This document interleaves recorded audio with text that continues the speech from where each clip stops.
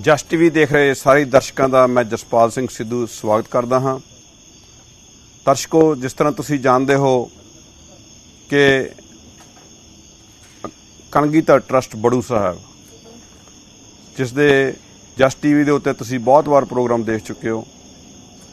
ਅੱਜ ਜਸ ਟੀਵੀ ਦੀ ਟੀਮ ਲੌਂਗ ਆਈਲੈਂਡ ਦੇ ਵਿੱਚ ਸਾਹ ਸੁਰਿੰਦਰ ਸਿੰਘ ਚਾਵਲਾ ਜੀ ਦੇ ਗ੍ਰਹਿ ਵਿਖੇ ਪਹੁੰਚੀ ਹੋਈ ਆ, ਜਿੱਥੇ ਉਹਨਾਂ ਨੇ ਬੜੂ ਸਾਹਿਬ ਤੋਂ ਆਏ ਹੋਏ ਬਾਬਾ ਅਕਵਾਲ ਸਿੰਘ ਜੀ ਤੋਂ ਵਰਸਾਏ ਹੋਏ ਡਾਕਟਰ ਬਾਬਾ ਦਵਿੰਦਰ ਸਿੰਘ ਜੀ ਤੇ ਉਹਨਾਂ ਦੇ ਨਾਲ ਸਹਿਯੋਗੀ ਜੋ ਕਿ USA ਦੇ ਟ੍ਰਿਪ ਤੋਂ 2 ਅਗਸਤ ਤੋਂ ਆਏ ਹੋਏ ਨੇ। ਅੱਜ ਉਹਨਾਂ ਨੂੰ ਆਪਣੇ ਗ੍ਰਹਿ ਵਿਖੇ ਇਨਵਾਈਟ ਕੀਤਾ ਹੋਇਆ। ਆਪਾਂ ਡਾਕਟਰ ਬਾਬਾ ਦਵਿੰਦਰ ਸਿੰਘ ਜੀ, ਸੁਰਿੰਦਰ ਸਿੰਘ ਚਾਵਲਾ ਜੀ ਤੋਂ ਤੇ ਉਹਨਾਂ ਦੇ ਨਾਲ ਹੀ ਹਰਚਰਨ ਸਿੰਘ ਸਚਦੇਵ ਜੀ ਜੋ ਕਿ ਗਲੈਨਕੋ ਗੁਰੂ ਘਰ ਦੇ ਸੈਕਟਰੀ ਨੇ, ਉਹਨਾਂ ਤੋਂ ਆਪਾਂ ਅੱਜ ਇਹ ਸਾਰੇ ਜੋ ਬੜੂ ਸਾਹਿਬ ਦੇ ਪ੍ਰੋਗਰਾਮ ਚੱਲ ਰਹੇ ਨੇ ਉਹਨਾਂ ਬਾਰੇ ਆਪ ਜੀ ਨੂੰ ਜਾਣਕਾਰੀ ਹਾਸਲ ਕਰਾਵਾਂਗੇ। ਸਭ ਤੋਂ ਪਹਿਲਾਂ ਮੈਂ ਆਪ ਜੀ ਦੇ ਰੂਬਰੂ ਡਾਕਟਰ ਬਾਬਾ ਦਵਿੰਦਰ ਸਿੰਘ ਜੀ ਨੂੰ ਤੇ ਸਚਦੇਵਾ ਜੀ ਨੂੰ ਤੇ ਸਰਦਾਰ ਸੁਰਿੰਦਰ ਸਿੰਘ ਚਾਵਲਾ ਜੀ ਨੂੰ ਇਸ ਮੰਚ ਦੇ ਉੱਤੇ ਆਪ ਜੀ ਨੂੰ ਸਾਰਿਆਂ ਨੂੰ ਜੀ ਆਇਆਂ ਆਖਦਾ ਹਾਂ ਜੀ। ਵਾਹਿਗੁਰੂ ਜੀ ਕਾ ਖਾਲਸਾ, ਵਾਹਿਗੁਰੂ ਜੀ ਕੀ ਫਤਿਹ। ਬਾਬਾ ਜੀ, ਸਭ ਤੋਂ ਪਹਿਲਾਂ ਮੈਂ ਆਪ ਜੀ ਤੋਂ ਜਾਣਨਾ ਚਾਹਣਾ ਕਿ ਤੁਸੀਂ 2 ਤਰੀਕ ਤੋਂ ਇੱਥੇ USA ਵਿੱਚ ਆਏ ਹੋਏ ਹੋ। ਸਾਨੂੰ ਇਹ ਦੱਸੋ ਵੀ ਕਿਸ ਤਰੀਕੇ ਦੇ ਨਾਲ ਇੱਥੇ ਅਮਰੀਕਾ ਦੀਆਂ ਸੰਗਤਾਂ ਤੁਹਾਨੂੰ ਕਿਸ ਤਰੀਕੇ ਦਾ ਸਹਿਯੋਗ ਦੇ ਰਹੀਆਂ ਨੇ ਔਰ ਕਿਸ ਤਰੀਕੇ ਦੇ ਨਾਲ ਇਹ ਬੜੂ ਸਾਹਿਬ ਜਿਹੜੇ ਐਜੂਕੇਸ਼ਨ ਦੇ ਲੰਗਰ ਚੱਲ ਰਹੇ ਨੇ ਉਹਦੇ ਵਿੱਚ ਆਪਣਾ ਪਾਰਟਿਸਿਪੇਸ਼ਨ ਕਰ ਰਹੇ ਨੇ ਜੀ। ਜਸਪਾਲ ਜੀ, ਪਹਿਲੀ ਵਾਰੀ ਬਾਬਾ ਇਕਬਾਲ ਸਿੰਘ ਜੀ USA ਵਿੱਚ 92 ਵਿੱਚ ਆਏ ਸੀ ਜੀ। ਇੱਥੇ ਦੇ ਸੰਗਤਾਂ ਨੂੰ ਜਾਣੂ ਕਰਵਾਇਆ ਕਿ ਜੋ ਇਹ ਸੰਤ ਅਤਰ ਸਿੰਘ ਮਹਾਰਾਜ ਜੀ ਦਾ ਜੋ ਇਹ ਮੁਹਿੰਮ ਹੈ ਜੀ, ਇਹ ਸਾਇਲੈਂਟ ਜੋ ਰੈਵੋਲੂਸ਼ਨ ਹੈ ਐਜੂਕੇਸ਼ਨ ਪ੍ਰਦਾਨ ਕਰਨ ਦਾ ਜੀ, ਉਹ ਕਾਫਲਾ ਕਿਸ ਤਰ੍ਹਾਂ ਅੱਗੇ ਚੱਲ ਰਿਹਾ ਹੈ ਜੀ। ਸੋ ਉਸ ਦਿਨ ਤੋਂ ਹੁਣ ਤੱਕ ਬਹੁਤ ਹੀ USA ਦੀ ਸੰਗਤਾਂ ਨੇ ਬਾਬਾ ਜੀ ਨਾਲ ਪ੍ਰੇਮ ਕੀਤਾ ਹੈ, ਸਨੇਹ ਕੀਤਾ ਹੈ ਤੇ ਵੱਧ ਚੜ ਕੇ ਹਿੱਸਾ ਪਾਇਆ ਹੈ ਇਸ ਸਾਰੇ ਪ੍ਰੋਗਰਾਮ ਵਿੱਚ। ਇਸ ਸਾਲ ਵੀ ਅਸੀਂ ਜਦ ਇਸ ਤੋਂ ਪਹਿਲਾਂ ਲਾਸਟ ਈਅਰ ਦਾਸ ਇੱਥੇ ਆਏ ਸੀ, ਲਾਸਟ ਜੋ ਟ੍ਰਿਪ ਸੀਗਾ 2019 ਵਿੱਚ, ਦਸੰਬਰ 2019 ਵਿੱਚ, ਉਦੋਂ ਵੀ ਬਹੁਤ ਸੰਗਤਾਂ ਨੇ ਪ੍ਰੇਮ ਕੀਤਾ ਜੀ। ਤੇ ਜਦ ਦਾਸ ਨੇ ਜਾਣੂ ਕਰਵਾਇਆ ਸੰਗਤਾਂ ਨੂੰ ਕਿ ਸੰਸਥਾ ਦੇ ਉੱਪਰ ਇੱਕ ਸਿੱਖ ਸੰਸਥਾ ਜੋ ਪਰਉਪਕਾਰ ਦੇ ਕਾਰਜ ਕਰ ਰਹੀ ਹੈ ਉਸ ਦੇ ਉੱਪਰ 50 ਕਰੋੜ ਦਾ ਲੋਨ ਬਾਕੀ ਹੈ। 110 ਕਰੋੜ ਲੋਨ ਲਿਆ ਸੀਗਾ, 50 ਕਰੋੜ ਅਜੇ ਵੀ ਬਾਕੀ ਹੈ, which meant at that time about $7 to $8 million ਜੀ ਜੀ। ਤੇ ਸੰਗਤਾਂ ਨੇ ਉਸ ਨੂੰ ਨੋਟ ਕੀਤਾ ਜੀ ਕਿ ਇਸ ਲੋਨ ਨੂੰ ਸਰਵਿਸ ਕਰਨ ਵਾਸਤੇ ਅਸੀਂ ਹਿਊਜ ਅਮਾਉਂਟਸ ਅਸੀਂ ਇੰਟਰਸਟ ਪੇ ਕਰ ਰਹੇ ਹਾਂ ਜੀ, ਜੋ ਕਿ ਕਿਸੇ ਲੇਖੇ ਨਹੀਂ ਲੱਗ ਰਿਹਾ ਜੀ। ਤੇ ਇਹ ਅਸੀਂ ਉਸ ਟ੍ਰਿਪ ਵਿੱਚ ਇਹ ਟੀਚਾ ਕੀਤਾ ਸੀ ਕਿ ਬਈ ਅਸੀਂ ਇਹ ਅਪੀਲ ਕਰੀਏ ਸੰਗਤਾਂ ਨੂੰ ਕਿ ਬਈ let's make Baru Sahib that free ਜੀ। ਬਹੁਤ ਵੱਧ ਚੜ ਕੇ ਸੰਗਤਾਂ ਨੇ ਸਾਥ ਦਿੱਤਾ ਜੀ, ਬਹੁਤ ਪ੍ਰੇਮ ਕੀਤਾ ਜੀ। ਔਰ ਉਹ ਜੋ ਪ੍ਰੋਗਰਾਮ ਹੁਣ ਤੱਕ ਚੱਲ ਰਿਹਾ ਸੀ ਉਸ ਦੇ ਜੋ ਰਿਜ਼ਲਟ ਇਹ ਹੋਇਆ ਜੀ ਕਿ ਅੱਜ ਉਸ ਚੋਂ 50 ਕਰੋੜ ਚੋਂ ਤਕਰੀਬਨ 20 ਕਰੋੜ ਲੋਨ ਅਸੀਂ ਉਤਾਰ ਚੁੱਕੇ ਹਾਂ। ਇਸ ਵਾਰੀ ਵੀ ਦਾਸ ਜਦ ਪਹਿਲੀ ਵਾਰੀ ਅਸੀਂ ਪਹੁੰਚੇ ਸ਼ਿਕਾਗੋ ਅਸੀਂ ਲੈਂਡ ਕੀਤਾ, ਉਸ ਤੋਂ ਬਾਅਦ ਸੇਂਟ ਲੂਇਸ ਗਏ, ਉੱਥੇ ਦੀ ਸੰਗਤਾਂ ਨੇ ਵੀ ਬਹੁਤ ਪ੍ਰੇਮ ਕੀਤਾ ਔਰ ਉਹਨਾਂ ਨੇ ਵੀ ਰਿਅਲਾਈਜ਼ ਕੀਤਾ ਕਿ ਅੱਜ ਜੋ ਸਾਡੇ ਕਮਿਊਨਿਟੀ ਦੇ ਸਾਹਮਣੇ ਜੋ ਪ੍ਰੋਬਲਮ ਖੜੀ ਹੈ ਉਹ ਹੈ ਕਿ ਸਾਡਾ ਯੂਥ ਡਾਇਰੈਕਸ਼ਨਲੈਸ ਹੈ ਔਰ ਉਹ ਐਸਟਰੇ ਜਾ ਰਿਹਾ ਹੈ ਜੀ।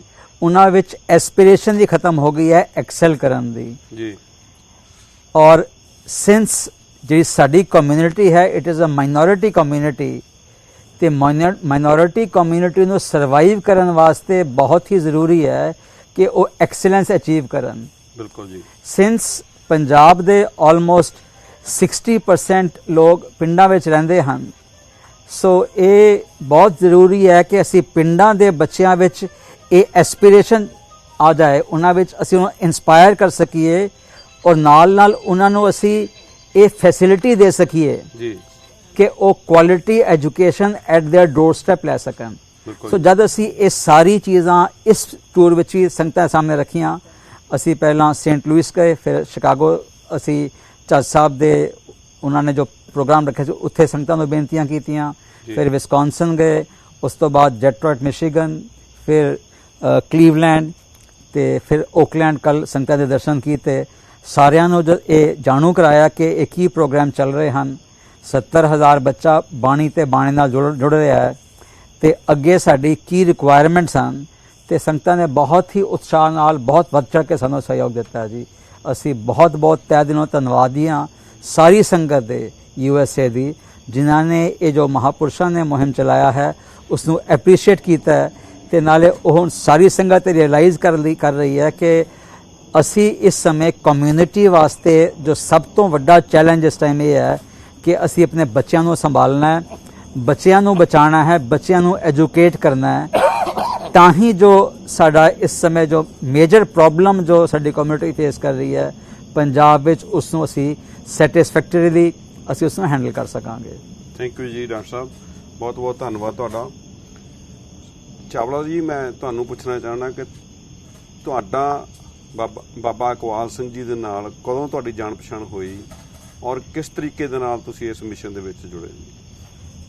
ਮੈਂ ਇਹ ਖਾਲਸਾ ਜੀ ਫਿਰ 1999 ਦੇ ਵਿੱਚ ਬਾਬਾ ਜੀ ਆਏ ਸਨ ਤੇ ਸਤ ਬਚਨ ਜਥਾ ਸੀ ਨਾਲ, ਉਹਨਾਂ ਨੇ ਗੁਰੂ ਘਰ ਵਿਖੇ ਕੀਰਤਨ ਕਰਕੇ ਨਿਤਨੇਮ ਕਰਕੇ ਸੰਗਤਾਂ ਨੂੰ ਬੜਾ ਨਿਹਾਲ ਕੀਤਾ। ਉਸ ਵਿੱਚ ਸੰਗਤਾਂ ਨੇ ਕਾਫੀ ਇੰਪ੍ਰੈਸ ਹੋਇਆ ਔਰ ਇਹ ਵੀਡੀਓ ਦੇਖ ਕੇ ਅੱਗੇ ਵਟਾਉਣ ਵਾਸਤੇ ਉਹਨਾਂ ਨੇ ਵਿਦਿਆ ਦੇ ਬਾਰੇ ਗੱਲ ਕੀਤੀ ਸੀ, ਤੇ ਉਸ ਵਿੱਚ ਵਿਦਿਆ ਦੇਣ ਵਾਸਤੇ ਬੱਚਿਆਂ ਨੂੰ ਸੰਭਾਲਣ ਵਾਸਤੇ ਸੰਤ ਸਿਪਾਹੀ ਬਣਾਉਣ ਵਾਸਤੇ ਉਹਨਾਂ ਦਾ ਮਕਸਦ ਇਹ ਹੈ ਕਿ ਸੰਤ ਵੀ ਬਣਾਵਾਂ ਤੇ ਸਿਪਾਹੀ ਵੀ ਬਣਾ। ਸੰਤ ਸਿਪਾਹੀ ਦੇ ਵਿੱਚ ਅਗਰ ਜੇ ਵਿਦਿਆ ਦੀ ਵਿਚਾਰੀ ਦਿੱਤੀ ਹੈ ਤੇ ਪਰਉਪਕਾਰੀ ਵੀ ਹੈ, ਉਸ ਦੇ ਨਾਲ ਨਾਲ ਅੱਗੇ ਕਿਸ ਤਰ੍ਹਾਂ ਵਰਤਾਇਆ ਜਾਏ ਉਸ ਵਿਦਿਆ ਨੂੰ ਔਰ ਕਿਸ ਤਰ੍ਹਾਂ ਸੰਭਾਲਿਆ ਜਾਵੇ। ਸਾਧ ਸੰਗਤ ਜੀ, ਇਹ ਸਾਰਾ ਕੰਮ ਹੈ ਕਿ ਹਰ ਇੱਕ ਦਾ ਫਰਜ਼ ਬਣਦਾ ਹੈ ਕਿ ਅਸੀਂ ਇਹ ਅੱਗੇ ਵਰਤਾਈਏ, ਜਿੱਦਾਂ ਹੋ ਸਕੇ ਬੱਚਿਆਂ ਨੂੰ ਤਾਲੀਮ ਦਿੱਤੀ ਜਾਵੇ ਔਰ ਬੱਚੇ ਤਾਲੀਮ ਦੇ ਕੇ ਅੱਗੇ ਜਾ ਕੇ ਇਹ ਪੀੜ੍ਹੀ ਨੂੰ ਸੰਭਾਲਣਗੇ ਜੀ। ਇਹ ਪੀੜ੍ਹੀ ਸੰਭਾਲਣੀ ਹੋਵੇ ਜ਼ਰੂਰੀ ਹੈ ਕਿ ਅਸੀਂ ਸਾਰੇ ਮਿਲ ਕੇ ਇਸ ਇੰਫਰਾਸਟ੍ਰਕਚਰ ਦੇ ਵਿੱਚ ਜੋ ਹੈ ਇਹਨਾਂ ਦੇ ਕੋਲ, ਇਹਨਾਂ ਦੀ ਮਦਦ ਕਰਨੀ ਚਾਹੀਦੀ ਹੈ ਸਰ। ਥਾਂ ਥਾਂ ਦੇ ਵਿੱਚ ਜਿੱਦਾਂ ਹੋ ਸਕੇ। ਅਗਰ ਜੇ ਇਹ ਗੱਲ ਨਹੀਂ ਹੈ ਕਿ ਇਹਨਾਂ 70,000 ਬੱਚਾ ਪੜ੍ਹ ਰਿਹਾ, ਇਹਨਾਂ ਦੀ ਕੁਆਲਿਟੀ ਐਜੂਕੇਸ਼ਨ ਜਿਹੜੀ ਹੈ, ਔਰ ਪੰਜਾਬ ਦੇ ਵਿੱਚ ਵੀ ਮੇਰੇ ਖਿਆਲ ਡਾਕਟਰ ਸਾਹਿਬ ਕਹਿ ਰਹੇ ਸਨ ਕਿ 99% ਦੇ ਵਿੱਚ ਬੱਚਾ ਅੱਗੇ ਆਇਆ ਹੈ, ਵਿਚ ਇਸ ਦੀ ਐਜੂਕੇਸ਼ਨ ਇਸ ਦੀ ਕੁਆਲਿਟੀ ਐਜੂਕੇਸ਼ਨ ਮਿਲ ਰਹੀ ਹੈ ਬੱਚਿਆਂ ਨੂੰ ਜੀ। ਜਿਸ ਵੇਲੇ ਇਹਨਾਂ ਨੂੰ ਵਿਜ਼ਿਟ ਕੀਤਾ ਸੀ ਹਿਮਾਚਲ ਦੇ ਬੜੂ ਸਾਹਿਬ ਦੀ ਸਿਟੀ ਦੇ ਵਿੱਚ, ਜਾਣਕਾਰੀ ਲਈ ਮੈਂ ਬੱਚਿਆਂ ਨਾਲ ਇੰਟਰਵਿਊ ਕੀਤੀ। ਇਹਨਾਂ ਦੀ ਫੀਸ ਵੀ ਘੱਟ ਹੈ ਔਰ ਬੋਲਦੀ ਕਿ ਮੈਂ 2 ਸਾਲ ਰੁਕੀ ਹਾਂ ਐਜੂਕੇਸ਼ਨ ਦੇ ਐਡਮਿਸ਼ਨ ਲੈਣ ਵਾਸਤੇ ਕਾਲਜ ਦੀ, ਜੋ ਇਹਨਾਂ ਦਾ ਗਰਲਸ ਯੂਨੀਵਰਸਿਟੀ ਜਿਹੜੀ ਹੈ ਉੱਥੇ ਜੀ। ਔਰ ਉਹਨਾਂ ਦੇ ਉੱਥੇ ਸਿਟੀ ਦੇ ਵਿੱਚ ਇਹਨਾਂ ਆਪਣੇ ਹੋਸਟਲ ਨੇ, ਆਪਣੇ ਕਿਚਨ ਹੈਗਾ, ਆਪਣੀ ਇਲੈਕਟ੍ਰਿਸਿਟੀ ਹੈਗੀ। ਇਟਸ ਸਿਟੀ ਬਾਈ ਇਟਸੈਲਫ, ਜਿਹੜਾ ਕਿ ਸਭ ਕੁਝ ਸਪਲਾਈ ਹੁੰਦਾ ਨਹੀਂ, ਆਪਣੀ ਬੇਕਰੀ ਔਰ ਉਸ ਨੂੰ ਸੰਬੋਧਨ ਕਰਨ ਵਾਸਤੇ ਸਾਨੂੰ ਚਾਹੀਦਾ ਹੈ ਕਿ ਮਦਦ ਦੇਣੀ ਚਾਹੀਦੀ ਹੈ। ਬਿਲਕੁਲ ਜੀ। ਇੱਕ ਗੱਲ ਮੈਨੂੰ ਯਾਦ ਆਉਂਦੀ ਹੈ, ਮੇਰੇ ਪਿਤਾ ਜੀ ਕਹਿੰਦੇ ਹੁੰਦੇ ਸਨ, बेटा देना सीख जा, बोल रहे वापस ना में निराश ना होए और आस भी ना रखी वापस जी। तो तुम देना सीखो, तालीम बच्चे दो ताकि सारी पीढ़ी अगे संभाली जाए। और ये जरूरी है कि तालीम के राही अज जूश कम्यूनिटी विच जगह जगह सिनेगा स्कूल ने जी और बच्चों पढ़ा रहे हैं और उन्होंने कौम जी है पूरी दुनिया के नंबर 1 हैगी। ਥੈਂਕ ਯੂ ਚਾਵਲਾ ਸਾਹਿਬ। ਆਪਾਂ ਇਸ ਗੱਲ ਨੂੰ ਇਦਾਂ ਹੀ ਕੰਟੀਨਿਊ ਕਰਾਂਗੇ ਜਿਸ ਤਰ੍ਹਾਂ ਤੁਸੀਂ ਇਹ ਪੁਆਇੰਟ ਲਿਆਂਦਾ ਹੈ ਜੂਇਸ਼ ਕਮਿਊਨਿਟੀ ਦਾ। ਉਹਨਾਂ ਨੇ ਜੋ ਐਜੂਕੇਸ਼ਨ ਫੰਡ ਐਸਟੈਬਲਿਸ਼ ਕੀਤਾ ਵਰਲਡ ਵਾਰ ਤੋਂ ਬਾਅਦ, ਆਪਾਂ ਉਹਦੇ ਤੇ ਹੋਰ ਗੱਲਬਾਤ ਕਰਾਂਗੇ। ਆਪਾਂ ਇਸ ਟਾਈਮ ਥੋੜਾ ਜਿਹੀ ਇੱਕ ਬ੍ਰੇਕ ਲੈਂਦੇ ਹਾਂ, ਛੋਟੀ ਜਿਹੀ ਬ੍ਰੇਕ। ਉਸ ਤੋਂ ਬਾਅਦ ਫਿਰ ਇਸ ਨੂੰ ਕੰਟੀਨਿਊ ਕਰਾਂਗੇ, ਇਸੇ ਗੱਲਬਾਤ ਨੂੰ। ਦਰਸ਼ਕੋ ਇਸੇ ਤਰੀਕੇ ਨਾਲ ਸਾਡੇ ਨਾਲ ਜੁੜੇ ਰਹੋ ਤੇ ਅਸੀਂ ਇਸੇ ਤਰ੍ਹਾਂ ਗੱਲ ਕਰਾਂਗੇ ਅੱਗੇ ਬੜੂ ਸਾਹਿਬ ਦੇ ਬਾਰੇ ਦੇ ਵਿੱਚ। ਮਿਲਦੇ ਹਾਂ ਇੱਕ ਛੋਟੀ ਜਿਹੀ ਬ੍ਰੇਕ ਤੋਂ ਬਾਅਦ। ਦਰਸ਼ਕੋ ਜਸਟ ਟੀਵੀ ਦੇ ਉੱਤੇ ਬ੍ਰੇਕ ਤੋਂ ਬਾਅਦ ਫਿਰ ਆਪ ਜੀ ਦਾ ਸਵਾਗਤ ਹੈ। ਹੁਣੇ ਗੱਲ ਚੱਲ ਰਹੀ ਸੀ ਅਕਾਲ ਅਕੈਡਮੀ ਬੜੂ ਸਾਹਿਬ ਦੇ ਚੱਲ ਰਹੇ ਸਾਰੇ ਪ੍ਰੋਗਰਾਮਾਂ ਬਾਰੇ, ਤੇ ਅਸੀਂ ਗੱਲ ਕਰ ਰਹੇ ਸੀ ਕਿ ਕਿਸ ਤਰੀਕੇ ਦੇ ਨਾਲ ਯਹੂਦੀ ਕੌਮ ਨੇ ਜੈਫ ਕ੍ਰੀਏਟ ਕਰਕੇ, ਯਹੂਦੀ ਐਜੂਕੇਸ਼ਨ ਫੰਡ ਕ੍ਰੀਏਟ ਕਰਕੇ ਵਰਲਡ ਵਾਰ ਤੋਂ ਬਾਅਦ ਸਾਰੀ ਦੁਨੀਆ ਦੇ ਉੱਤੇ ਆਪਣਾ ਇਨਡਾਇਰੈਕਟਲੀ ਆਪਣਾ ਇੱਕ ਰਾਜ ਸਥਾਪਿਤ ਕੀਤਾ। ਔਰ ਇਸੇ ਤਰ੍ਹਾਂ ਅਸੀਂ ਵੀ ਉਸ ਤਰੀਕੇ ਦੇ ਮਾਡਲ ਨੂੰ ਫੋਲੋ ਕਰਕੇ, ਯਹੂਦੀਆਂ ਨੇ ਇੱਕ ਨਾਰਾ ਦਿੱਤਾ ਸੀ ਕਿ minority can not survive without quality. ਔਰ ਇਸੇ ਮਿਸ਼ਨ ਨੂੰ ਬਾਬਾ ਅਕਵਾਲ ਸਿੰਘ ਜੀ ਨੇ ਸਿੱਖ ਕੌਮ ਵਾਸਤੇ ਲੈ ਕੇ ਆਏ ਸੀ, ਜੋ ਸੰਤ ਅਤਰ ਸਿੰਘ ਜੀ ਦਾ ਮਿਸ਼ਨ ਸੀ ਕਿ ਅਸੀਂ ਵੀ ਆਪਣੇ ਬੱਚਿਆਂ ਨੂੰ ਐਜੂਕੇਟ ਕਰਕੇ ਉਹਨਾਂ ਦੇ ਵਿੱਚ ਕੁਆਲਿਟੀ ਕ੍ਰੀਏਟ ਕਰੀਏ ਤਾਂ ਕਿ ਉਹ ਵਰਲਡ ਦੇ ਵਿੱਚ ਆਪਣੇ ਆਪ ਨੂੰ ਇਸਟੈਬਲਿਸ਼ ਕਰ ਸਕਣ। ਔਰ ਪਿਛਲੇ ਜਿਹੜਾ ਐਪੀਸੋਡ ਦੇ ਵਿੱਚ ਡਾਕਟਰ ਬਾਬਾ ਦਵਿੰਦਰ ਸਿੰਘ ਜੀ ਨੇ ਦੱਸਿਆ ਕਿ ਕਿਸ ਤਰੀਕੇ ਦੇ ਨਾਲ ਜਦੋਂ 19 ਦੇ ਵਿੱਚ ਇਹ ਆਏ ਸੀ ਤਾਂ ਬੜੂ ਸਾਹਿਬ ਦੇ ਉੱਤੇ ਤਕਰੀਬਨ $7 ਮਿਲੀਅਨ ਦਾ ਲੋਨ ਸੀ, ਤੇ ਸੰਗਤਾਂ ਦੇ ਸਹਿਯੋਗ ਦੇ ਨਾਲ ਹੁਣ ਜਿਹੜਾ ਉਹ ਲੋਨ ਘਟ ਕੇ $4 ਮਿਲੀਅਨ ਦਾ ਰਹਿ ਗਿਆ। ਤੇ ਮੈਂ ਸਚਦੇਵਾ ਜੀ ਨੂੰ ਬੇਨਤੀ ਕਰੂੰਗਾ ਕਿ ਕਿਸ ਤਰੀਕੇ ਦੇ ਨਾਲ ਅਸੀਂ ਇਹ ਸਹਿਯੋਗ ਪਾ ਸਕਦੇ ਹਾਂ ਕਿ ਜੋ ਬੜੂ ਸਾਹਿਬ ਦਾ ਇਹ ਡੈਟ ਹੈ, ਉਹਨੂੰ ਜੋ 4 ਮਿਲੀਅਨ ਦਾ ਡੈਟ ਹੈ, ਇਹਨੂੰ ਆਪਾਂ ਤੁਸੀਂ ਆਪਣੇ ਸੁਝਾਅ ਦਿਓ ਵੀ ਕਿਸ ਤਰੀਕੇ ਦੇ ਨਾਲ ਆਪਾਂ ਇਹਨੂੰ ਡੈਟ ਫ੍ਰੀ ਕਰ ਸਕਦੇ ਹਾਂ ਬੜੂ ਸਾਹਿਬ ਨੂੰ। ਵਾਹਿਗੁਰੂ ਜੀ ਕਾ ਖਾਲਸਾ, ਵਾਹਿਗੁਰੂ ਜੀ ਕੀ ਸਾਰੀ ਸਾਧ ਸੰਗਤਾਂ ਨੂੰ ਮੈਂ ਜੀ ਆਏ ਆਖਦਾ ਹਾਂ। ਮੈਂ ਆਪਣੀ ਬੜੀ ਖੁਸ਼ਕਿਸਮਤੀ ਸਮਝਦਾ ਕਿ ਮੈਨੂੰ ਇੰਨਾ ਟਾਈਮ ਡਾਕਟਰ ਦਵਿੰਦਰ ਸਿੰਘ ਜੀ ਵੀਰ ਜੀ ਨਾਲ ਮਿਲਿਆ। ਮੈਂ ਬਹੁਤ ਖੁਸ਼ਕਿਸਮਤੀ ਸਮਝਦਾ ਆਪਣੇ ਆਪ ਨੂੰ। 129 ਸਕੂਲ ਚੱਲ ਰਹੇ ਨੇ, 2 ਯੂਨੀਵਰਸਿਟੀਆਂ ਚੱਲ ਰਹੀਆਂ ਨੇ, ਤੇ ਇੰਨੀ ਵੱਡੀ ਅਚੀਵਮੈਂਟ, 8000 ਦੀ ਸਟਾਫ ਹੈਗੀ ਹੈ ਰਫਲੀ। ਇੰਨੀ ਵੱਡੀ ਆਰਗੇਨਾਈਜੇਸ਼ਨ ਮੈਨੇਜ ਕਰਨਾ, ਸਾਰਾ ਇੰਨੇ ਸਾਰੇ ਬੱਚਿਆਂ ਨੂੰ ਪੜ੍ਹਾਉਣਾ, ਬਹੁਤ ਹੀ ਇਹਨਾਂ ਦਾ ਬਾਬਾ ਜੀ ਇਕਬਾਲ ਸਿੰਘ ਜੀ ਦਾ ਤੇ ਨਾਲ ਹੀ ਉਹਨਾਂ ਨੇ ਸ਼ੁਰੂ ਕੀਤਾ ਹੈ, ਤੇ ਡਾਕਟਰ ਦਵਿੰਦਰ ਸਿੰਘ ਜੀ ਨੇ ਆਲਮੋਸਟ ਸ਼ੁਰੂ ਤੋਂ ਉਹਨਾਂ ਦੇ ਨਾਲ ਸਾਥ ਦਿੱਤਾ ਹੈ। He is been the pillar of the foundation. So ਇੰਨੀ ਵੱਡੀ ਆਰਗੇਨਾਈਜੇਸ਼ਨ ਹੈਗੀ ਹੈ ਜਿਹਦਾ ਇਸ ਵੇਲੇ ਲੋਨ ਇਨ ਰੁਪੀਜ਼ 30 ਕਰੋੜ ਰੁਪਏ ਰਫਲੀ ਲੋਨ ਹੈਗਾ। ਇਹ ਅਮਰੀਕਨ ਡਾਲਰਸ ਦੇ ਅੰਦਰ ਅਸੀਂ ਕਨਵਰਟ ਕਰੀਏ ਤੇ ਇਸ ਰਫਲੀ $4 ਮਿਲੀਅਨ। ਅੱਜ ਬਾਬਾ ਜੀ ਦੀ ਬਖਸ਼ਿਸ਼ ਨਾਲ ਸਾਡੀ ਨਿਊਯਾਰਕ ਦੇ ਗੁਰਸਿੱਖ, ਬਹੁਤ ਸਾਰੇ ਗੁਰਸਿੱਖ ਇਸ ਵੇਲੇ ਮਿਲੀਅਨ ਤੋਂ ਲੈ ਕੇ 10 ਮਿਲੀਅਨ ਦੇ ਮਕਾਨ ਵਿੱਚ ਰਹਿੰਦੇ ਨੇ। ਬਹੁਤ ਸਾਰੇ ਗੁਰਸਿੱਖ ਸਾਡੇ ਐਨੀਥਿੰਗ ਫਰਮ 2 ਲੱਖ $3 ਲੱਖ ਤੋਂ ਲੈ ਕੇ ਕਈ ਮਿਲੀਅਨ ਡਾਲਰ ਸਾਲ ਦੀ ਉਹਨਾਂ ਦੀ ਇਨਕਮ ਹੈਗੀ ਹੈ। ਸੋ ਸਾਨੂੰ ਗੁਰੂ ਦਾ ਸ਼ੁਕਰਾਨਾ ਕਰਦੇ ਹੋਏ ਇਹ ਅਸੀਂ ਸਾਰੇ ਜਣੇ ਇਸ ਪਾਸੇ ਲੱਗ ਜਾਈਏ ਕਿ ਪਲੇਜ ਕਰੀਏ ਕਿ ਇਹ 4 ਮਿਲੀਅਨ ਇਕੱਠਾ ਕਰਕੇ ਇਹ ਕਰਜ਼ਾ ਉਤਾਰ ਦਈਏ, which is possible within just a few months. ਕੋਈ ਮੁਸ਼ਕਿਲ ਨਹੀਂ ਹੈਗਾ ਜੇ ਸਾਰਿਆਂ ਜੋ ਸੰਗਤ ਆਈ ਇੱਥੇ ਔਰ ਸਾਰੇ ਅਸੀਂ ਨਿਊਯਾਰਕ ਦੀ ਸੰਗਤਾਂ ਨੂੰ ਅਪਰੋਚ ਕਰੀਏ ਤੇ ਇਹ 4 ਮਿਲੀਅਨ ਦਾ ਜਿਹੜਾ ਕਰਜ਼ਾ ਹੈ ਅਸੀਂ ਵਿਦਿਨ ਫਿਊ ਮੰਥਸ ਉਹਨੂੰ ਉਤਾਰ ਸਕਨੇ ਆ। ਵਿਆਹ ਸ਼ਾਦੀ ਕਰੀਦਾ ਤੇ ਕਈ ਲੱਖ ਡਾਲਰ ਬੱਚਿਆਂ ਦੇ ਵਿਆਹ ਸ਼ਾਦੀ ਤੇ ਖਰਚ ਹੋ ਜਾਂਦੇ ਨੇ, ਤੇ ਅਸੀਂ ਜੇ ਦਿਲੋਂ ਇਹਦੇ ਉੱਪਰ ਲੱਗ ਜਾਈਏ ਤੇ 4 ਮਿਲੀਅਨ ਦਾ ਡੈਪਟ ਨੂੰ ਉਤਾਰ ਦਈਏ ਤੇ ਮੈਨੂੰ ਪੂਰੀ ਉਮੀਦ ਹੈ ਕਿ ਨੈਕਸਟ 5 ਸਾਲਾਂ 10 ਸਾਲਾਂ ਦੇ ਅੰਦਰ ਡਾਕਟਰ ਦਵਿੰਦਰ ਸਿੰਘ ਜੀ ਜਿੱਥੇ 129 ਸਕੂਲ ਨੇ ਉਹਨੂੰ ਡਬਲ ਕਰ ਦੇਣਗੇ ਤੇ ਕਿੰਨੇ ਹਜ਼ਾਰ ਬੱਚਿਆਂ ਦਾ ਅੱਗੋਂ ਐਜੂਕੇਸ਼ਨ ਇੰਪਰੂਵ ਹੋ ਜਾਏਗੀ। ਸੋ ਪਲੀਜ਼ ਮੈਂ ਸਾਰੇ ਜਿਹੜਾ ਵੀ ਸੁਣ ਰਿਹਾ ਹੈ ਸਾਰਿਆਂ ਅੱਗੇ ਬੇਨਤੀ ਕਰਨਾ ਕਿ ਕੋਸ਼ਿਸ਼ ਕਰੀਏ ਕਿ ਨੈਕਸਟ 3 ਮੰਥ ਦੇ ਅੰਦਰ ਇਹ $4 ਮਿਲੀਅਨ ਦਾ ਕਰਜ਼ਾ ਅਸੀਂ ਉਤਾਰ ਦਈਏ। ਵਾਹਿਗੁਰੂ ਜੀ ਕਾ ਖਾਲਸਾ, ਵਾਹਿਗੁਰੂ ਜੀ ਕੀ ਫਤਿਹ। ਬਹੁਤ ਬਹੁਤ ਧੰਨਵਾਦ ਤੁਹਾਡਾ। ਬੜੇ ਤੁਸੀਂ ਵਧੀਆ ਵਿਚਾਰ ਦਿੱਤੇ ਨੇ। ਜਸਟ ਟੀਵੀ ਨੇ ਵੀ ਇਹ ਨਾਰਾ ਦਿੱਤਾ ਸੀ ਪਿੱਛੇ ਜੇ ਕਿ ਜੇ ਅਸੀਂ ਇੱਕ ਫੈਮਿਲੀ $1000 ਵੀ ਅਸੀਂ ਕਮਿਟ ਕਰ ਲਈਏ ਕਿ ਅਸੀਂ ਦੇਣਾ ਤਾਂ ਤਕਰੀਬਨ ਆਪਾਂ ਨੂੰ 4000 ਫੈਮਿਲੀ ਚਾਹੀਦੀ ਹੈ ਜੀ। 4000 ਫੈਮਿਲੀ ਆਪਾਂ ਨੂੰ ਚਾਹੀਦੀ ਹੈ ਜਿਹੜੀ ਕਿ ਇਹ ਬੜੂ ਸਾਹਿਬ ਨੂੰ ਡੈਟ ਫ੍ਰੀ ਕਰ ਸਕਦੀ ਹੈ, ਔਰ $1000 ਇੱਕ ਫੈਮਿਲੀ ਵਾਸਤੇ it's not a big deal. So doctor ji doctor Davinder ji ਤੁਸੀਂ ਮੈਨੂੰ ਦੱਸੋ ਕਿ ਜੇ ਆਪਾਂ ਇੱਕ ਬੜੂ ਸਾਹਿਬ ਨੂੰ ਇਹ ਆਪਾਂ ਡੈਟ ਫ੍ਰੀ ਤੱਕ ਲੈ ਜਾਂਦੇ ਆ ਤਾਂ ਆਉਣ ਵਾਲੇ ਟਾਈਮ ਦੇ ਵਿੱਚ ਤੁਹਾਡੀਆਂ ਕੀ ਪ੍ਰਾਇੋਰਟੀਜ਼ ਹੋਣਗੀਆਂ, ਕਿਹੜੇ ਪ੍ਰੋਗਰਾਮ ਤੁਸੀਂ ਅੱਗੇ ਲੈ ਕੇ ਜਾਓਗੇ? ਮੈਂ ਜੀ ਥੋੜਾ ਇੱਕ ਹੋਰ ਦੱਸ ਦਵਾਂ ਕਿ ਸਾਡੇ ਡੈਲਸ ਵਿੱਚ ਮਿਸਟਰ ਗੁਰਿੰਦਰ ਸਿੰਘ ਸੂਰੀ ਜੀ ਵੀ ਹੈਗੇ ਤੇ ਨਾਲ ਹੀ ਜੈਸੀ ਮਾਨ ਵੀਰ ਜੀ ਹੈਗੇ, ਜਿਨ੍ਹਾਂ ਨੇ ਜਦ ਉਹਨਾਂ ਨੂੰ ਇਹ ਗੱਲ ਸਮਝ ਆਈ ਕਿ ਇਤਨਾ ਇਕਨੋਮਿਕ ਸਟ੍ਰੈਸ ਵਿੱਚ ਚੱਲ ਰਹੀ ਹੈ, ਫਾਈਨੈਂਸ਼ੀਅਲ ਸਟ੍ਰੈਸ ਵਿੱਚ ਚੱਲ ਰਹੀ ਹੈ ਆਰਗੇਨਾਈਜੇਸ਼ਨ, ਤੇ उन दोनों ने $500,000 ईच दोनों ने मिल के जी सॉफ्ट लोन दे देता बड़ू साहब ਨੂੰ, क्योंकि ਇੱਥੇ ਪੈਸਾ ਮਿਲ ਜਾਂਦਾ ਹੈ 1% 2% ਇੰਟਰਸਟ ਤੇ ਜੀ, ਤੇ ਹਿੰਦੁਸਤਾਨ ਵਿੱਚ ਅੱਜ ਦੀ ਡੇਟ ਵਿੱਚ ਵੀ 8% ਤੋਂ ਘੱਟ ਸਾਨੂੰ, ਅਸੀਂ ਇਸ ਟਾਈਮ 8% ਸਰਵਿਸ ਕਰ ਰਹੇ ਹਾਂ ਲੋਨ ਨੂੰ ਜੀ। ਸੋ ਜੇ ਅਸੀਂ ਇਹ ਪੈਸਾ ਸਾਨੂੰ ਮਿਲ ਜਾਂਦਾ ਹੈ ਤੇ ਅਸੀਂ ਲੋਨ ਉਤਾਰ ਕੇ ਇਸ ਨੂੰ ਹੌਲੀ ਸਰਵਿਸ ਕਰਨ ਲੱਗ ਪਈਏ ਤੇ ਇਹ ਵੀ ਇੱਕ ਆਪਸ਼ਨ ਅਵੇਲੇਬਲ ਹੈ ਇੱਥੇ ਦੀ ਸੰਗਤਾਂ ਵਾਸਤੇ। ਜੀ ਜੀ ਜੀ। ਜਿਹੜਾ ਤੁਸੀਂ ਸਵਾਲ ਕੀਤਾ ਹੈਗਾ ਕਿ ਸਾਡੀ ਪ੍ਰਾਇੋਰਟੀਜ਼ ਕੀ ਹੋਣਗੀਆਂ,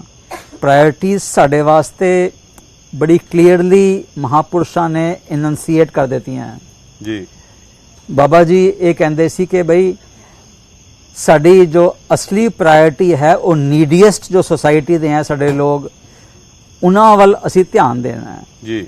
ਇੱਕ ਵਾਰੀ ਤਾਂ ਮਹਾਪੁਰਸ਼ ਆਪਣੀ ਮੌਜ ਵਿੱਚ ਕਹਿ ਰਹੇ ਸੀ ਕਿ ਵੀ ਜੇ ਸਾਡਾ ਬਸ ਚੱਲੇ ਤੇ ਅਸੀਂ ਕੇਵਲ ਗਰੀਬਾਂ ਦੇ ਬੱਚਿਆਂ ਨੂੰ ਹੀ ਪੜ੍ਹਾਈਏ, ਕਿਉਂ ਸਭ ਤੋਂ ਜ਼ਿਆਦਾ ਉੱਥੇ ਲੋੜ ਹੈ ਉਹਨਾਂ ਨੂੰ ਉੱਪਰ ਚੁੱਕਣ ਦੀ ਜੀ। ਤੇ ਜਿਸ ਸਮੇਂ ਸਾਡੇ ਉੱਪਰ 70-80 ਕਰੋੜ ਲੋਨ ਸੀਗਾ, ਮਹਾਪੁਰਸ਼ਾਂ ਨੇ ਇਹ ਐਲਾਨ ਕਰ ਦਿੱਤਾ ਸੀ, ਅਸੀਂ ਉਸ ਨੂੰ ਸਰਵਿਸ ਕਰਨ ਸਾਨੂੰ ਸਟਰਗਲ ਹੋ ਰਹੀ ਸੀ, ਪਰ ਮਹਾਪੁਰਸ਼ਾਂ ਦੀ ਸੋਚ ਦੇਖੋ ਨਾ, ਜਿਹੜੇ ਕਿਸ ਤਰ੍ਹਾਂ ਉਹ ਬਿਨੋਵਲੈਂਟ ਥਾਟਸ ਉਹਨਾਂ ਦੇ ਮਨ 'ਚ ਹੁੰਦੇ ਹੈ, ਤੇ ਕਹਿੰਦੇ ਬਈ ਅਸੀਂ ਤੇ ਇਹ ਇੱਕ ਵਾਰੀ ਕਰਜ਼ੇ ਉਤਰ ਜਾਣ ਜੀ ਤੇ ਅਸੀਂ 10,000 ਬੱਚਾ ਬਿਲਕੁਲ ਫ੍ਰੀ ਪੜਾਵਾਂਗੇ ਤੇ 10,000 ਬੱਚਾ ਅੱਧੀ ਫੀਸ ਤੇ ਪੜਾਵਾਂਗੇ ਜੀ।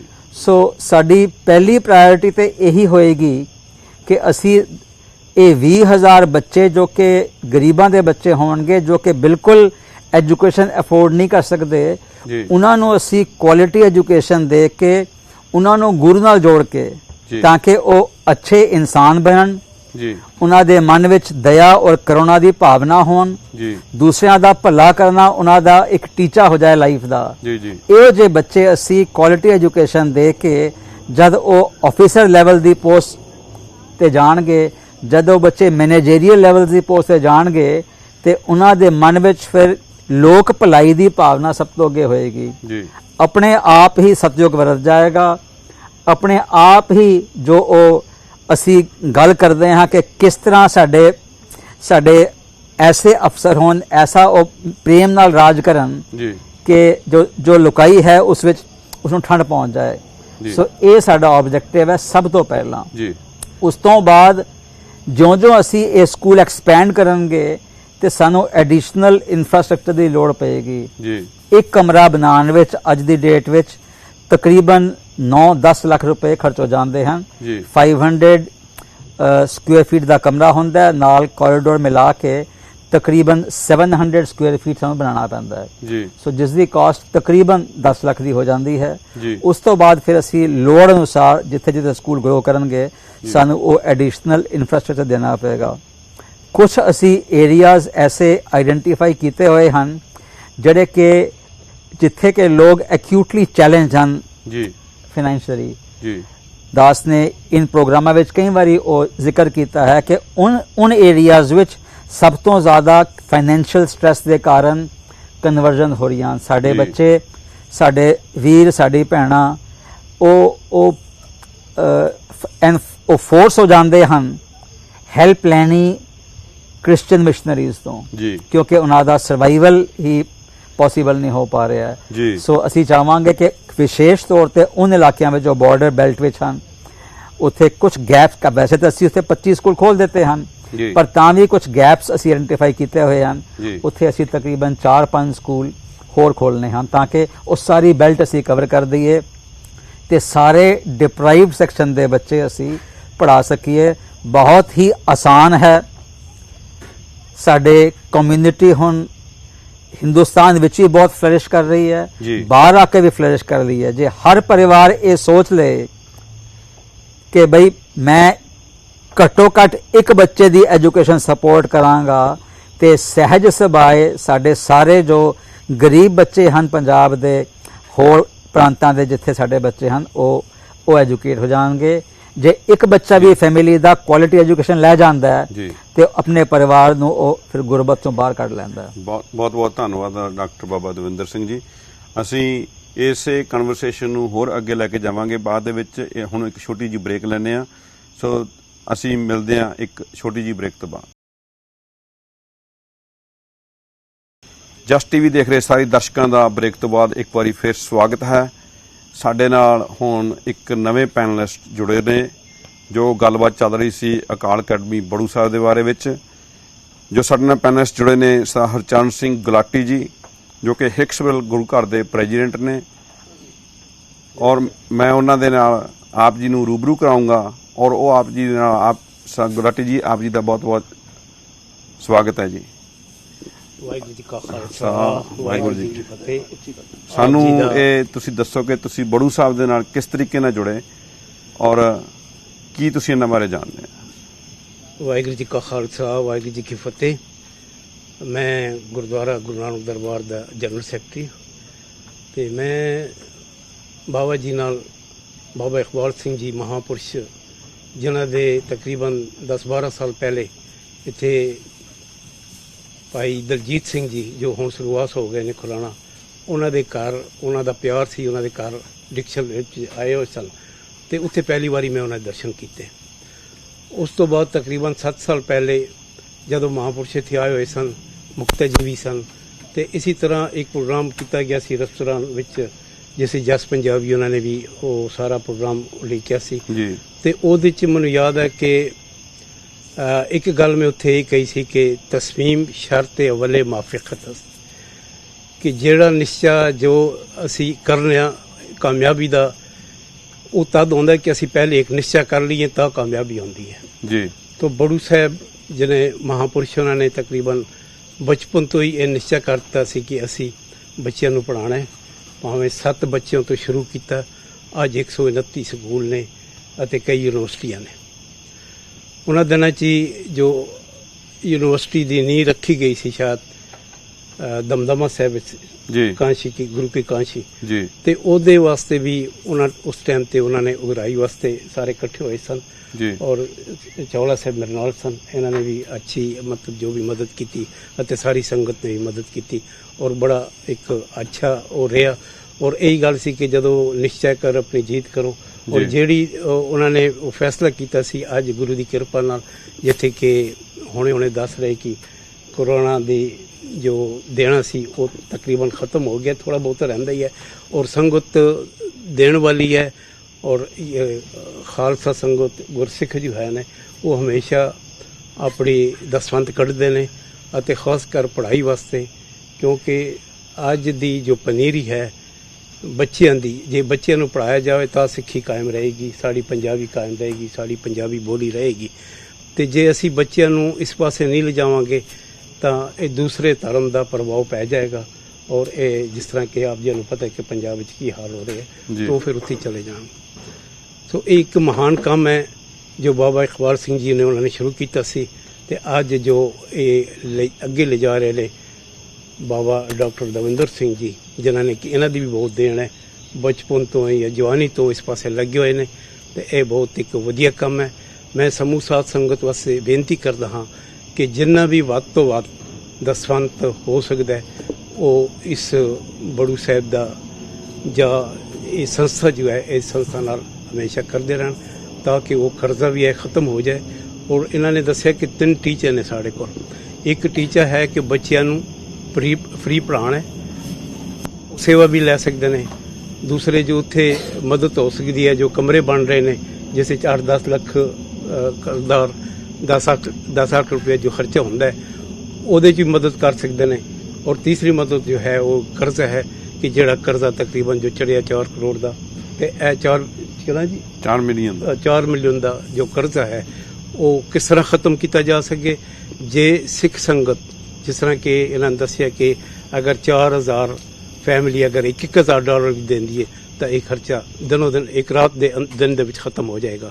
ਸੋ ਇਹ ਮੇਰੀ ਬੇਨਤੀ ਹੈ ਔਰ ਜਿਤਨਾ ਵੀ ਵੱਧ ਤੋਂ ਵੱਧ ਮਦਦ ਹੋ ਸਕਦੀ ਹੈ ਸਾਡਾ ਫਰਜ਼ ਬਣਦਾ ਹੈ ਕਿ ਅਸੀਂ ਇਹਨਾਂ ਨਾਲ ਇਹ ਮਦਦ ਕਰੀਏ ਤਾਂ ਕਿ ਸਿੱਖ ਕੌਮ ਦੇ ਬੱਚੇ, ਸਿੱਖ ਕੌਮ ਕੀ ਬੱਚੇ ਹੋਰ ਬੱਚੇ ਵੀ ਜਵਾਨ, ਕਿਉਂਕਿ ਇਹ ਸਿਰਫ ਸਿੱਖੀ ਵਾਸਤੇ ਬਲਕਿ ਦੂਸਰੀ ਸਰਬੱਤ ਦੇ ਭਲੇ ਵਾਸਤੇ ਵੀ ਇਹ ਸਾਰਾ ਕੰਮ ਹੋ ਰਿਹਾ ਹੈ ਤੇ ਇਹ ਕੰਮ ਅੰਜਾਮ ਕੀਤਾ ਜਾ ਸਕੇ।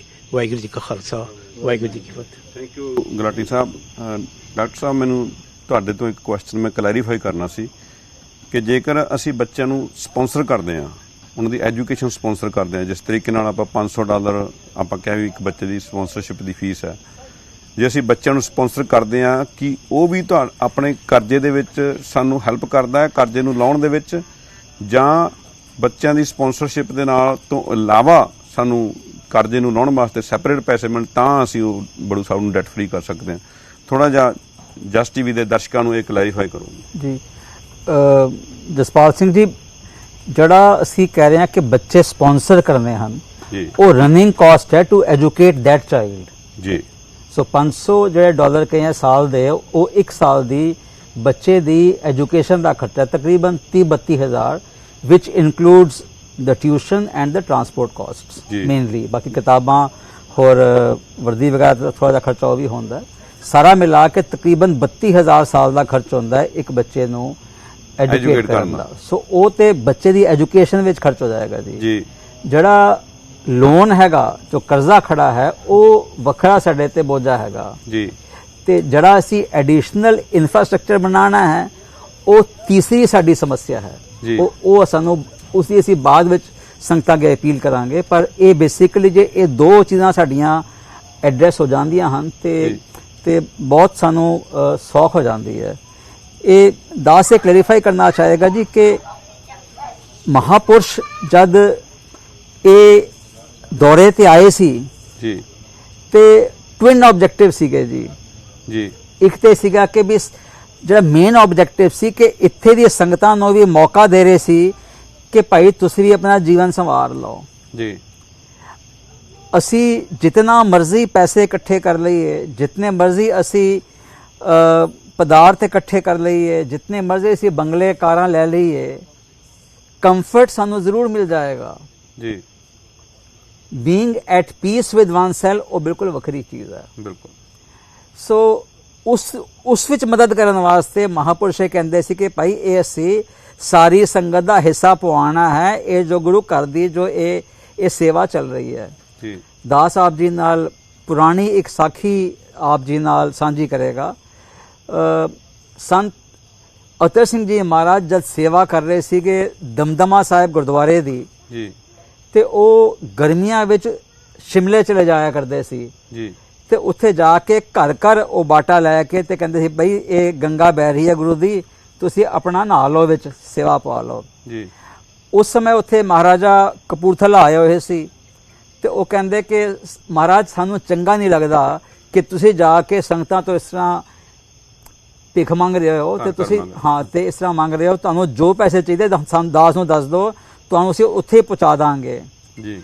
ਤੇ ਸੰਤ ਜੀ ਮਹਾਰਾਜ ਸਮਝ ਗਏ ਕਿ ਰਾਜੇ ਦੇ ਮਨ ਵਿੱਚ ਇਸ ਗੱਲ ਦਾ ਅਹੰਕਾਰ ਆ ਰਿਹਾ ਹੈ ਕਿ ਵੀ ਮੇਰੇ ਕੋਲ ਬਹੁਤ ਪੈਸਾ ਹੈ ਤੇ ਮੈਂ ਹੀ ਇਕੱਲਾ ਗੁਰਦੁਆਰਾ ਬਣਾ ਦਾਂਗਾ ਜੀ। ਤੇ ਸੰਤ ਜੀ ਮਹਾਰਾਜ ਜੀ ਨੇ ਫਿਰ ਇਹ ਬਚਨ ਕੀਤੇ ਕਿ ਰਾਜਾ ਸਾਹਿਬ, ਗੁਰੂ ਘਰ ਵਿੱਚ ਇਤਨੀ ਸ਼ਕਤੀ ਹੈ, ਜੇ ਗੁਰੂ ਚਾਹੇ ਤੇ ਸ਼ਿਮਲੇ ਤੋਂ ਲਾਹੌਰ ਤੱਕ ਸੋਨੇ ਦੀ ਨਦੀ ਵਗਾ ਸਕਦਾ ਜੀ। ਇਹ ਤੇ ਭਾਈ ਅਸੀਂ ਤੁਹਾਡੇ ਜਨਮ ਸਫਲੇ ਕਰ ਰਹੇ ਹਾਂ ਜੀ। ਸੋ ਉਹ ਜੋ ਕਨਸੈਪਟ ਹੈ ਗਿਵਿੰਗ ਦਾ, ਦੇਣ ਦਾ ਜੀ, ਉਹ ਸਾਡੇ ਸਿੱਖ ਧਰਮ ਵਿੱਚ ਇੱਕ ਇੰਟੀਗਰਲ ਕਨਸੈਪਟ ਹੈ to have a peaceful life. ਬਿਲਕੁਲ ਜੀ। ਸੇਵਾ ਗੁਰੂ ਮਹਾਰਾਜ ਦੀ ਬਖਸ਼ਿਸ਼ ਹੈ। ਕਾਲ ਖਾਏ ਕਿਛ ਹੱਥੋਂ ਦੇ, ਨਾਨਕ ਰਾਹ ਪਛਾਣੇ ਸੇ ਜੀ। ਅਧਿਆਤਮ ਦਾ ਰਸਤਾ ਸਫਲ ਜੀਵਨ ਦਾ ਰਸਤਾ ਹੈ ਜੀ। ਸਫਲ ਜੀਵਨ ਕੀ ਹੈ ਜੀ? ਸਫਲ ਭਈ ਸਫਲ ਜਾਤਰਾ, ਆਵਨ ਜਾਨ ਰਹੇ ਮਿਲ ਸਾਧਾ। ਸੋ ਉਹ ਜੀਵਨ ਦੀ ਯਾਤਰਾ ਸਫਲ ਹੈ। that journey of life is successful which results in ਕਿ ਆਣਾ ਜਾਣਾ ਜੋ ਸਾਡਾ ਹੈ ਬਰਥ ਰੀਬਰਥ ਇਹ ਖਤਮ ਹੋ ਜਾਏ। ਉਹ ਕਿਵੇਂ ਹੋਏਗਾ? ਸਾਧੂਆਂ ਦੀ ਸੰਗਤ ਚ ਆ ਕੇ, ਮਹਾਪੁਰਸ਼ਾਂ ਦੀ ਸੰਗਤ ਚ ਆ ਕੇ ਸੇਵਾ ਕਰਕੇ ਆਪਣੀ ਹਉਮੈ ਘਟਾ ਕੇ ਈਗੋ ਘਟਾ ਕੇ ਤਾਂ ਇਹ ਹੋਏਗਾ। ਸੋ ਮਹਾਪੁਰਸ਼ ਇਹ ਬਾਰ-ਬਾਰ ਕਹਿੰਦੇ ਸੀਗੇ ਕਿ ਵੀ ਇਹ ਕਾਰਜ ਤੇ ਹੋ ਹੀ ਜਾਣੇ ਆ, ਗੁਰੂ ਦੇ ਕਾਰਜ ਹੈਗੇ। ਜੇ ਸਾਡੇ ਇਹ ਕਾਰਜ ਸੱਚੇ ਸੁੱਚੇ ਹਨ ਤੇ ਮਹਾਰਾਜ ਆਪੇ ਹੀ ਕਰਵਾ ਲੈਣਗੇ। ਜਿਸ ਦੇ ਭਾਗਾਂ 'ਚ ਹੈ ਉਸ ਦੀ ਸੇਵਾ ਵਿੱਚ ਆ ਜਾਏਗੀ, ਉਸ ਦਾ ਜਨਮ ਸਫਲਾ ਹੋ ਜਾਏਗਾ, ਉਸ ਨੂੰ ਸ਼ਾਂਤੀ ਮਿਲ ਜਾਏਗੀ ਜੀ। ਦਾਸ ਅੱਜ ਸਵੇਰੇ ਵੀ ਇਹ ਵਰਤਾਂਤ ਕਿਸੇ ਨਾਲ ਸ਼ੇਅਰ ਕਰ ਰਿਹਾ ਸੀ ਕਿ ਸੰਤ ਤੇਜਾ ਸਿੰਘ ਜੀ ਮਹਾਰਾਜ ਇੱਥੇ ਜਦ ਆਏ ਸੀ ਸੰਤ ਅਤਰ ਸਿੰਘ ਮਹਾਰਾਜ ਜੀ ਦੇ ਹੁਕਮ ਵਿੱਚ ਜੀ, ਪਹਿਲਾਂ ਉਹ ਇੰਗਲੈਂਡ ਗਏ, ਕੈਂਬਰਿਜ ਯੂਨੀਵਰਸਿਟੀ ਵਿੱਚ ਉਹਨਾਂ ਨੇ ਦਸਤਾਰ ਪਵਾਣੀ ਸਿੱਖਾਂ ਨੂੰ ਅਲਾਉ ਕਰਵਾਈ ਪ੍ਰੈਜ਼ੀਡੈਂਟ ਆਫ ਦਾ ਯੂਨੀਵਰਸਿਟੀ ਤੋਂ, ਵਾਈਸ ਚਾਂਸਲਰ ਤੋਂ। ਜਦ ਉਪਰੰਤ ਇੱਥੇ ਆਏ ਤੇ ਇੱਥੇ ਆ ਕੇ ਉਹਨਾਂ ਨੇ ਕੈਨੇਡੀਅਨ ਜੋ ਸਿੱਖ ਸੀਗੇ ਉੱਥੇ, ਕੈਨੇਡੀਅਨ ਜੋ ਪੋਪੂਲੇਸ਼ਨ ਸੀਗੀ ਇੰਡੀਅਨ, ਉਹਨਾਂ ਨੂੰ ਬ੍ਰਿਟਿਸ਼ ਗਵਰਨਮੈਂਟ ਡਿਪੋਰਟ ਕਰ ਰਹੀ ਸੀ, ਹੋਂਡਰਾਸ ਭੇਜ ਰਹੀ ਸੀ ਜੀ। ਤੋ ਸੰਤਾਂ ਦੇ ਆ ਕੇ ਉਹਨਾਂ ਨੇ ਚਰਨ ਫੜੇ ਤੇ ਸੰਤਾਂ ਨੇ ਜਾ ਕੇ ਕਿਹਾ ਭਾਈ ਅਸੀਂ ਉਹਨਾਂ ਨੂੰ ਆਰਗੇਨਾਈਜ਼ ਕੀਤਾ ਔਰ ਬ੍ਰਿਟਿਸ਼ ਗਵਰਨਮੈਂਟ ਦੇ ਖਿਲਾਫ ਕੇਸ ਲੜੇ ਤੇ ਉਹ ਰਾਈਟਸ ਦਿਲਵਾਏ ਜੋ ਅੱਜ ਰੈਜ਼ੀਡੈਂਸੀ ਰਾਈਟਸ हैं कैनेडियन सिटीजन्स ਕੋਲ, ਉਹ ਸੰਤ ਤੇਜਾ ਸਿੰਘ ਮਹਾਰਾਜ ਜੀ ਦੇ ਬਦੌਲਤ ਹੈ। ਬਿਲਕੁਲ ਜੀ, ਬਿਲਕੁਲ। ਜਦ ਉਹ ਵਾਪਸ ਜਾਣ ਲਗੇ 1912 ਵਿੱਚ ਉਹਨਾਂ ਨੇ 1912 ਵਿੱਚ ਹਾਰਵਰਡ ਯੂਨੀਵਰਸਿਟੀ ਤੋਂ ਮਾਸਟਰਸ ਦੀ ਡਿਗਰੀ ਕੀਤੀ ਸੀ। I'll just repeat, in 1912 he had done masters in English from Harvard ਜੀ। ਅੱਜ ਵੀ ਉੱਥੋਂ ਕੋ ਬੱਚਾ ਨਿਕਲਦਾ ਹੈ ਹਾਰਵਰਡ ਤੋਂ ਪੜ੍ਹ ਕੇ ਤਾਂ ਸਮਝਦਾ ਹੈ ਕਿ ਮੈਂ ਬਾਕੀ ਲੁਕਾਈ ਤੋਂ ਵੱਖਰਾ ਨਿਆਰਾ ਜੀ। ਜਦ ਉਹ ਵਾਪਸ ਜਾਣ ਲੱਗੇ ਤੇ ਕਿਸੇ ਨੇ ਕਿਹਾ ਕਿ ਵੀ ਇੱਥੇ ਜਿਹੜਾ ਉਸ ਟਾਈਮ ਬੋਲਬਾਲਾ ਸੀਗਾ ਹੈਨਰੀ ਫੋਰਡ ਦਾ ਜੀ, ਜਿਸ ਨੇ ਕਿ ਫੋਰਡ ਦੀ ਕਾਰ ਸ਼ੁਰੂ ਕੀਤੀ ਸੀਗੀ ਜੀ। 1903 ਵਿੱਚ ਉਸ ਦੀ ਕਾਰ ਸੀਗੀ ਤੇ ਇਹ ਗੱਲ 1912 ਦੀ ਹੈ। He was very rich at that time ji. ਤੇ ਸੰਤ ਜੀ ਮਹਾਰਾਜ ਨੇ ਬੇਨਤੀ ਕੀਤੀ ਉਸ ਦੇ ਸੈਕਟਰੀ ਨੂੰ ਕਿ ਮੈਂ 5 ਮਿੰਟ ਮਿਲਣਾ ਹੈ ਹੈਨਰੀ ਫੋਰਡ ਨੂੰ ਜੀ। ਉਸਨੇ ਕਿਹਾ ਬਈ 5 ਮਿੰਟ ਦਾ ਤੁਹਾਨੂੰ ਟਾਈਮ ਮਿਲ ਜਾਏਗਾ 3 ਮਹੀਨਿਆਂ ਬਾਅਦ। ਸੰਤਾਂ ਨੇ ਫਿਰ ਕਿਹਾ ਬਈ ਮੈਂ ਤੇ ਹੁਣ ਜਾਣ ਵਾਲਾ ਵਾਪਸ ਤੇ ਮੈਂ ਇਹਨੂੰ ਜਲਦੀ ਮਿਲਵਾ ਦੇ। ਫਿਰ ਉਸਨੇ ਕਿਹਾ ਉਸ ਸੈਕਟਰੀ ਨੇ ਕਿ ਵੀ ਤੁਹਾਨੂੰ ਅਸੀਂ ਮਿਲਵਾ ਸਕਦੇ ਹਾਂ ਜੇ ਤੁਸੀਂ ਉਹਨਾਂ ਨੇ ਹੁਣ ਲੰਚ ਖਾਇਆ ਤੇ ਇੱਕ ਮੀਟਿੰਗ ਵਿੱਚ ਜਾਣਾ ਦੂਜੀ ਬਿਲਡਿੰਗ ਵਿੱਚ 5 ਮਿੰਟ ਦਾ ਰਸਤਾ ਹੈ। So you can sit with him in his car and then you can meet him. ਤੇ ਉਹਨਾਂ ਕਿਹਾ ਠੀਕ ਹੈ ਵੀ ਮੈਂ ਮੈਨੂੰ ਮਨਜ਼ੂਰ ਹੈ, ਤੁਸੀਂ ਜੇ ਉਹ ਮੰਨਦਾ ਹੈ ਹੈਨਰੀ ਫੋਰਡ ਤੇ ਮੈਨੂੰ ਮਨਜ਼ੂਰ ਹੈ। ਸੋ ਸੰਤ ਜੀ ਮਹਾਰਾਜ ਬੈਠ ਗਏ ਉਸਦੀ ਕਾਰ ਵਿੱਚ, ਬੜੇ ਪ੍ਰੇਮ ਨਾਲ ਉਸਨੇ ਰਿਸੀਵ ਕੀਤਾ ਉਹਨਾਂ ਨੂੰ। ਤੇ ਸੰਤਾਂ ਨੇ ਉਸਨੂੰ 3-4 ਸਵਾਲ ਕੀਤੇ which I would want each one to introspect. ਪਹਿਲਾ ਸਵਾਲ ਸੀ ਕਿ ਤੇਰੇ ਕੋਲ ਰੋਜ਼ ਦੀ ਤੇਰੀ ਕਿਤਨੀ ਕਮਾਈ ਹੈ? ਉਹ ਕਹਿੰਦਾ I don't know, it's huge amount of money ਜੀ। ਦੂਸਰਾ ਸਵਾਲ ਕੀਤਾ ਤੇਰੇ ਬੈਂਕ ਵਿੱਚ ਕਿਤਨਾ ਪੈਸਾ ਹੈ? ਕਹਿੰਦੇ I have got large amounts of money in my bank ਜੀ।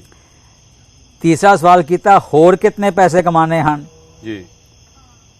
ਉਹ ਕਹਿੰਦਾ ਕਿ ਮੈਨੂੰ ਹੋਰ ਬਹੁਤ ਪੈਸੇ ਕਮਾਉਣ ਦੀ ਇੱਛਾ ਹੈ, ਜੋ ਸਾਡੇ ਸਾਰਿਆਂ ਨੂੰ ਹੀ ਇਹ ਲਾਲਸਾ ਲੱਗੀ ਰਹਿੰਦੀ ਹੈ।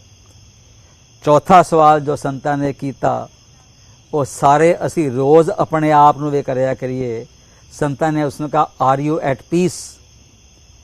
ਉਹ ਝਿੜਕ ਗਿਆ, ਘਬਰਾ ਗਿਆ, ਕਹਿੰਦਾ no I am not at peace, I am greatly stressed, I can't even sleep properly at night ਜੀ। You seem to be a spiritual man, ਤੁਸੀਂ ਮੇਰੀ ਮਦਦ ਕਰੋ ਕਿ ਮੈਂ ਇਹ ਸਟ੍ਰੈਸ ਮੇਰਾ ਦੂਰ ਹੋ ਜਾਏ। ਤੇ ਸੰਤਾਂ ਨੇ ਉਸ ਨੂੰ ਆਪਣਾ ਸਿਮਰਨਾ ਦੇ ਦਿੱਤਾ, ਰੋਜ਼ਰੀ ਜਿਹੜੀ ਹੁੰਦੀ ਹੈ ਉਹ ਦੇ ਦਿੱਤੀ ਤੇ ਕਿਹਾ ਭਾਈ ਇਹ ਨਾਮ ਜਪਿਆ ਕਰ। ਤੇ ਨਾਲ ਹੀ ਕਿਹਾ ਕਿ ਜੇ ਤੂੰ ਪੀਸ ਵਿੱਚ ਰਹਿਣਾ ਚਾਹੁੰਦਾ ਹੈ then you must share this wealth with the neediest ਜੀ। ਸੋ ਇਹ ਜੋ ਮੈਸੇਜ ਹੈ ਸੰਤਾਂ ਦਾ ਸਾਡੇ ਸਾਰਿਆਂ ਵਾਸਤੇ, ਉਹ ਮੈਸੇਜ ਅੱਜ ਵੀ ਉਤਨਾ ਹੀ ਜ਼ਰੂਰੀ ਹੈ ਜਿਤਨਾ 1912 ਵਿੱਚ ਹੈਨਰੀ ਫੋਰਡ ਵਾਸਤੇ ਜ਼ਰੂਰੀ ਸੀ। ਵੀ ਆਲ ਨੀਡ ਟੂ ਇੰਟਰੋਸਪੈਕਟ। ਕਿਤਨੇ ਪੈਸੇ ਅਸੀਂ ਕਮਾਣੇ ਚਾਹੁੰਦੇ ਹਾਂ?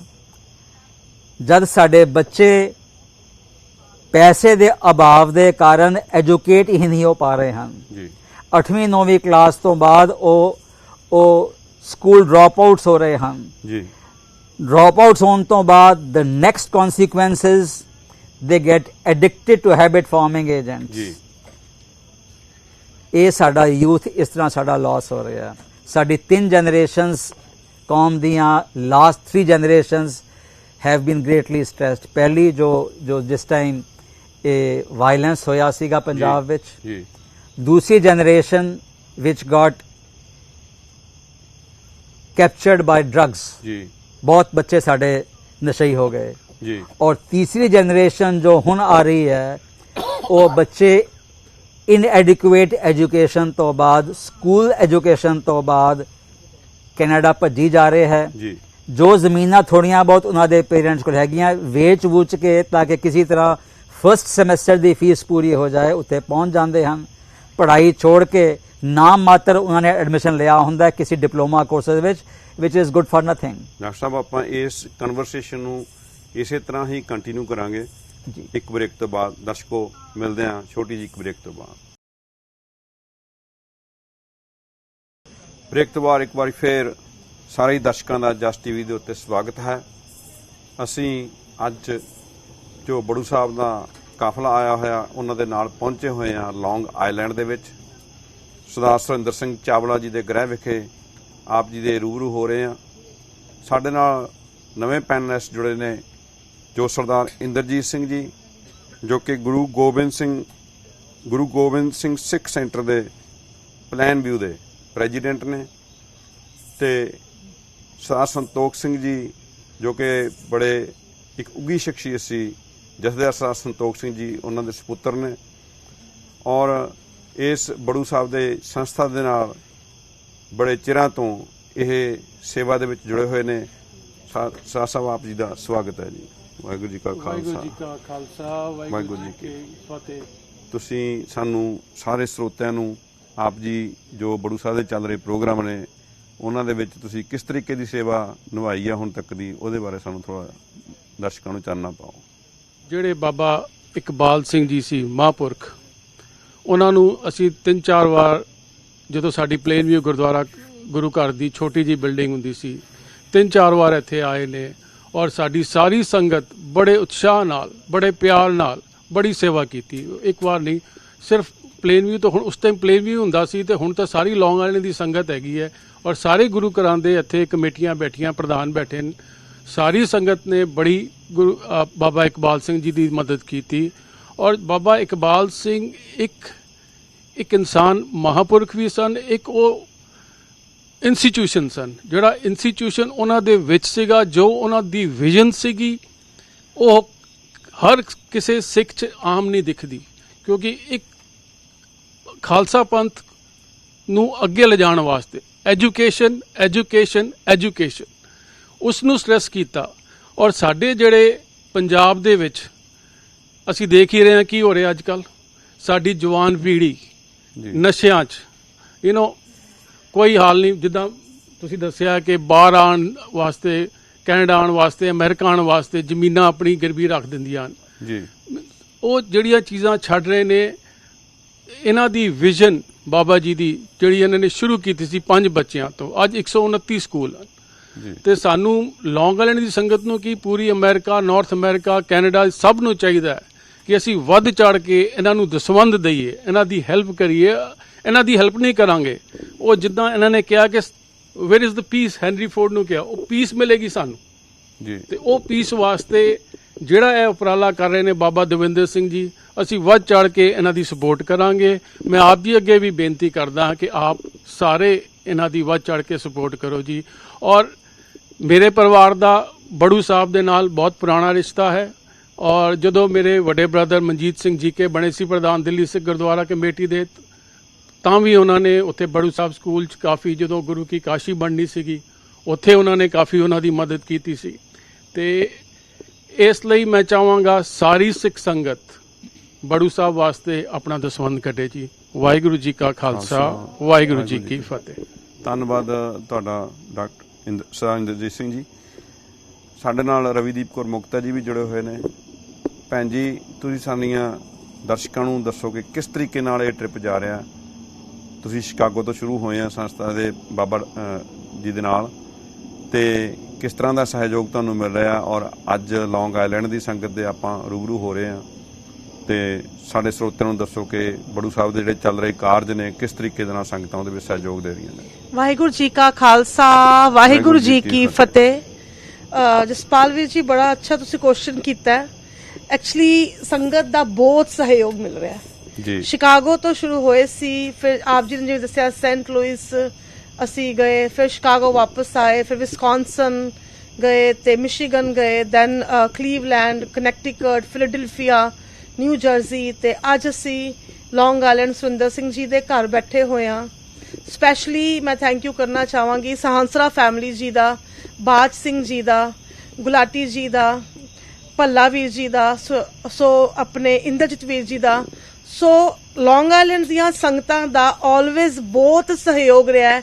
ਜਦੋਂ ਗੁਰੂ ਕੀ ਕਾਸ਼ੀ ਯੂਨੀਵਰਸਿਟੀ ਬਣੀ ਹੈ ਉਦੋਂ ਇੱਥੇ ਅਸੀਂ ਹਰ ਸਾਲ ਲਾਈਕ ਕੰਟੀਨਿਊਸਲੀ 5 ਸਾਲ ਸੈਮੀਨਾਰ ਕੀਤੇ ਤੇ ਸਾਰਿਆਂ ਨੇ ਕਮਰਿਆਂ ਦੇ ਵਿੱਚ ਸਹਿਯੋਗ ਪਾਇਆ। ਤੇ ਉਸ ਤੋਂ ਪਹਿਲੇ ਵੀ ਜਦੋਂ ਆਪਣੀਆਂ ਅਕਾਲ ਅਕੈਡਮੀਜ਼ ਬਣ ਰਹੀਆਂ ਸੀਗੀਆਂ ਤੇ ਆਲਵੇਜ਼ ਬੜਾ ਸਪੋਰਟ ਰਿਹਾ ਹੈ।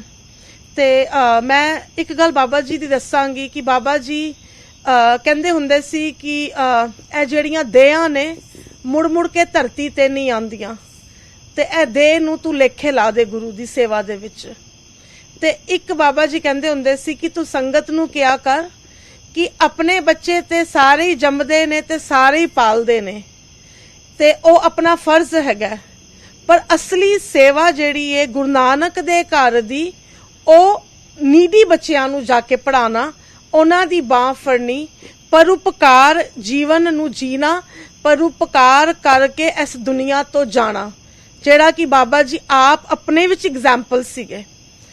ਤੇ ਸੋ $500 ਇੱਕ ਸਾਲ ਦਾ ਇੱਕ ਬੱਚੇ ਦੀ ਪੜ੍ਹਾਈ ਦਾ ਖਰਚਾ ਹੈ ਤੇ $4000 ਇੱਕ ਬੱਚੇ ਦੀ 14 ਸਾਲ ਦੀ ਪੜ੍ਹਾਈ ਦਾ ਖਰਚਾ ਹੈ ਜੀ।